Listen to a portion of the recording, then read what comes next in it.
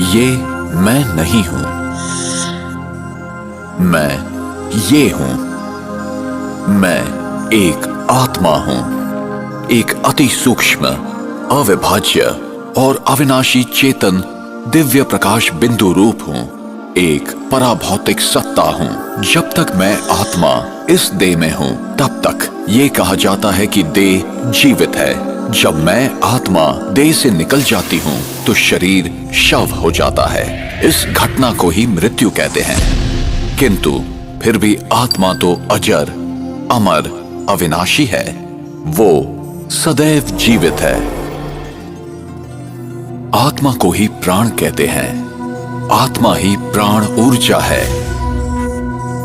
मैं आत्मा ही सोचती हूं, निर्णय करती हूं और देह द्वारा जाने अनजाने किए गए सभी कर्मों के लिए मैं ही जिम्मेदार हूं। मुझ आत्मा में ही सारे संस्कार समाहित हैं तथा मुझ में ही स्मृतियां भरी हैं। जी हां, मैं ही आत्मा हूं और आत्मा ही है जो मैं हूं। ये कहना उचित होगा कि मैं आत्मा इस शरीर का मालिक हूं, न कि तुम्हारी आत्मा मेरी आत्मा, क्योंकि आप आत्मा हो और जो आपका है वो शरीर है।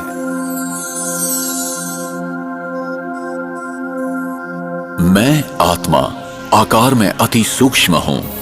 मैं अविभाज्य हूं। कोई शस्त्र मुझे काट नहीं सकता। अग्नि मुझे जला नहीं सकती। हवा मुझे उड़ा नहीं सकती और पानी मुझे भिगो नहीं सकता। कोई भी भौतिक पदार्थ मुझ आत्मा के पथ को रोक नहीं सकता।